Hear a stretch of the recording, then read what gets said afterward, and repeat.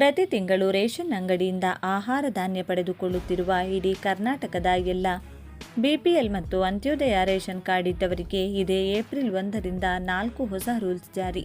April 1ರಿಂದ ಈ ಕೆಲಸ ಮಾಡಿಲ್ಲ ಅಂದರೆ ನಿಮ್ಮ ರೇಷನ್ ಕಾರ್ಡ್ ರದ್ದು. ಹೌದು, ನೀವು ಕೇಳುತ್ತಿರುವುದು 100ಕ್ಕೆ 100ರಷ್ಟು ಸತ್ಯ. ಕರ್ನಾಟಕ ರಾಜ್ಯ ಆಹಾರ ಮತ್ತು ನಾಗರಿಕ ಸರಬರಾಜು ಇಲಾಖೆಯು ರಾಜ್ಯದಲ್ಲಿ ಹೆಚ್ಚುತ್ತಿರುವ ನಕಲಿ ಬಿಪಿಎಲ್ ರೇಷನ್ ಕಾರ್ಡುಗಳು ಹಾಗೂ ಸುಳ್ಳು ದಾಖಲೆಗಳನ್ನು ನೀಡಿ ಬಡವರಂತೆ ಬಿಪಿಎಲ್ ರೇಷನ್ ಕಾರ್ಡ್ ಪಡೆದುಕೊಂಡವರನ್ನು ಪತ್ತೆ ಹಚ್ಚಲು ಮೇಲಿಂದ ಮೇಲೆ ಹೊಸ ನಿಯಮಗಳನ್ನು ಜಾರಿಗೊಳಿಸುತ್ತಿದೆ. ಇದರಲ್ಲಿ ವಿಶೇಷವಾಗಿ ನಿಜವಾದ ಬಡ ಕುಟುಂಬಗಳಿಗೆ ಮಾತ್ರ ಸರ್ಕಾರದ ಎಲ್ಲ ಸೌಲಭ್ಯಗಳು ದೊರೆಯಬೇಕೆಂಬುದು ರಾಜ್ಯ ಸರ್ಕಾರದ ಆಶಯವಾಗಿದೆ. ಇದೇ ನಿಟ್ಟಿನಲ್ಲಿ ಕೇಂದ್ರ ಸರ್ಕಾರವು ಕೂಡ ಬಿಪಿಎಲ್ ಪಡಿತರ ಚೀಟಿದಾರರಿಗೆ ಹೊಸ ನಿಯಮಗಳನ್ನು ಘೋಷಿಸಿದೆ. ಹಾಗೂ ಅದೇ ರೀತಿಯಾಗಿ ನಮ್ಮ ಕರ್ನಾಟಕ ರಾಜ್ಯ ಸರ್ಕಾರವು ಕೂಡ ಪಡಿತರ ಚೀಟಿದಾರರಿಗೆ 4 ಹೊಸ ರೂಲ್ಸ್ಗಳನ್ನು ಇದೇ ಏಪ್ರಿಲ್ 1ರಿಂದ ಜಾರಿಗೆ ತಂದಿದೆ.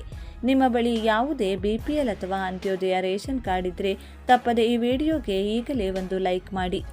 ರಾಜ್ಯ ಸರ್ಕಾರವು ಪಂಚ ಗ್ಯಾರಂಟಿ ಯೋಜನೆಗಳಲ್ಲಿ ಅತಿ ಮುಖ್ಯವಾಗಿ ಅನ್ನಭಾಗ್ಯ ಯೋಜನೆಯ ಅಡಿಯಲ್ಲಿ ಪ್ರತಿ ಕುಟುಂಬಗಳಿಗೂ 10 ಕೆಜಿ ಅಕ್ಕಿ ಕೊಡಲು ಘೋಷಿಸಿದ್ದು, ಅದರ ಜೊತೆಗೆ ಗೃಹಲಕ್ಷ್ಮಿ ಯೋಜನೆಯ ಮೂಲಕ ರಾಜ್ಯದ ಎಲ್ಲ ಬಿಪಿಎಲ್, ಅಂತ್ಯೋದಯ ಮತ್ತು ಎಪಿಎಲ್ ರೇಷನ್ ಕಾರ್ಡ್ ಇದ್ದವರಿಗೂ ಕೂಡ ಪ್ರತಿ ತಿಂಗಳು 2,000 ರೂಪಾಯಿ ಹಣವನ್ನು ಕೂಡ ನೀಡಲಾಗುತ್ತಿದೆ. ಆದರೆ ಅನರ್ಹರು ಕೂಡ ರಾಜ್ಯದಲ್ಲಿ ಬಡವರಂತೆ ಪಡಿತರ ಆಹಾರ ಧಾನ್ಯಗಳನ್ನು ಪಡೆದುಕೊಳ್ಳುತ್ತಿರುವುದು ಪತ್ತೆ ಹಚ್ಚಲು ಸರ್ಕಾರವು ಮತ್ತೊಂದು ಹೆಜ್ಜೆ ಮುಂದಿಟ್ಟಿದೆ. ಬನ್ನಿ, ಇಷ್ಟಕ್ಕೂ ಯಾವ ಆ 4 ರೂಲ್ಸ್ ಜಾರಿಗೆ ತಂದಿದ್ದಾರೆ?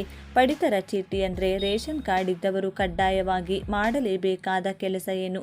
ಈ ಎಲ್ಲ ಸಂಪೂರ್ಣ ಮಾಹಿತಿಯನ್ನು ತಿಳಿದುಕೊಳ್ಳಲು ತಪ್ಪದೇ ವಿಡಿಯೋವನ್ನು ಕೊನೆವರೆಗೂ ನೋಡಿ. ಮೊದಲನೆಯದು, KYC ಕಡ್ಡಾಯ. ಹೊಸ ನಿಯಮದಂತೆ ಪಡಿತರ ಚೀಟಿಯಲ್ಲಿ ಹೆಸರಿರುವ ಪ್ರತಿಯೊಬ್ಬ ಸದಸ್ಯರು ಕಡ್ಡಾಯವಾಗಿ KYC ಪೂರ್ಣಗೊಳಿಸಬೇಕು. ಕುಟುಂಬದಲ್ಲಿ ಎಷ್ಟು ಜನ ಸದಸ್ಯರಿದ್ದಾರೋ ಅವರೆಲ್ಲರೂ ಬಯೋಮೆಟ್ರಿಕ್ ನೀಡಬೇಕಾಗುತ್ತದೆ.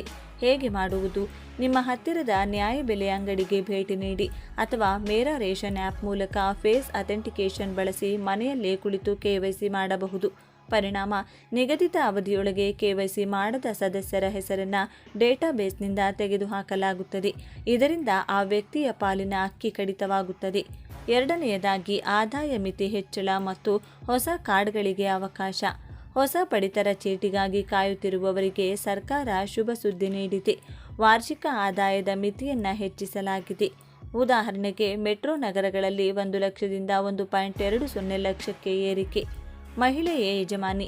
ಇನ್ಮುಂದೆ 18 ವರ್ಷ ಮೇಲ್ಪಟ್ಟ ಮಹಿಳೆಯನ್ನ ಮಾತ್ರ ಕುಟುಂಬದ ಮುಖ್ಯಸ್ಥರನ್ನಾಗಿ ಪರಿಗಣಿಸಲಾಗುತ್ತದೆ. ಮನೆಯಲ್ಲಿ ಮಹಿಳೆಯರಿಲ್ಲದಿದ್ದರೆ ಮಾತ್ರ ಪುರುಷರನ್ನ ಯಜಮಾನರನ್ನಾಗಿ ಗುರುತಿಸಲಾಗುವುದು. ಮೂರನೆಯದಾಗಿ, ಆನ್ಲೈನ್ ಅರ್ಜಿ ಮತ್ತು ಮನೆ ಬಾಗಿಲಿಗೆ ಪರಿಶೀಲನೆ. ಇನ್ಮುಂದೆ ಪಡಿತರ ಚೀಟಿಗಾಗಿ ಸರ್ಕಾರಿ ಕಚೇರಿಗಳಿಗೆ ಅಲೆಯುವಂತಿಲ್ಲ. ಆಧಾರ್ ಕಾರ್ಡ್, ಆದಾಯ ಪ್ರಮಾಣ ಪತ್ರ ಮತ್ತು ವಿದ್ಯುತ್ ಬಿಲ್ ಬಳಸಿ ಆನ್ಲೈನ್ನಲ್ಲಿ ಅರ್ಜಿ ಸಲ್ಲಿಸಬಹುದು. ಅರ್ಜಿ ಸಲ್ಲಿಸಿದ ತಕ್ಷಣ ಕಾರ್ಡ್ ಸಿಗುವುದಿಲ್ಲ. ಆಹಾರ ಸರಬರಾಜು ಅಧಿಕಾರಿ ನಿಮ್ಮ ಮನೆಗೆ ಬಂದು ದಾಖಲೆಗಳನ್ನು ಪರಿಶೀಲಿಸಿದ ನಂತರವೇ ಕಾರ್ಡ್ ಮಂಜೂರಾಗುತ್ತದೆ. ಇದರಿಂದ ಮಧ್ಯವರ್ತಿಗಳ ಹಾವಳಿ ತಪ್ಪಲಿದೆ. ನಾಲ್ಕನೆಯದಾಗಿ, ರೇಷನ್ ಕಾರ್ಡ್ ಯಾವಾಗ ರದ್ದಾಗುತ್ತದೆ? ಕೆಲವು ನಿರ್ದಿಷ್ಟ ಸಂದರ್ಭಗಳಲ್ಲಿ ನಿಮ್ಮ ಪಡಿತರ ಚೀಟಿ ಸ್ವಯಂ ಚಾಲಿತವಾಗಿ ರದ್ದಾಗಬಹುದು. ಕುಟುಂಬದ ಸದಸ್ಯರಲ್ಲಿ ಯಾರಾದರೂ ಆದಾಯ ತೆರಿಗೆ ಪಾವತಿಸುತ್ತಿದ್ದರೆ, ಕುಟುಂಬದಲ್ಲಿ ಸ್ವಂತ 4 ಚಕ್ರದ ವಾಹನ ಇದ್ದರೆ, ಸತತ 3 ತಿಂಗಳುಗಳ ಕಾಲ ಪಡಿತರ ಪಡೆಯದಿದ್ದರೆ ನಿಮಗೆ ಅದರ ಅಗತ್ಯವಿಲ್ಲ ಎಂದು ಪರಿಗಣಿಸಿ ಕಾರ್ಡ್ ರದ್ದುಪಡಿಸಲಾಗುತ್ತದೆ.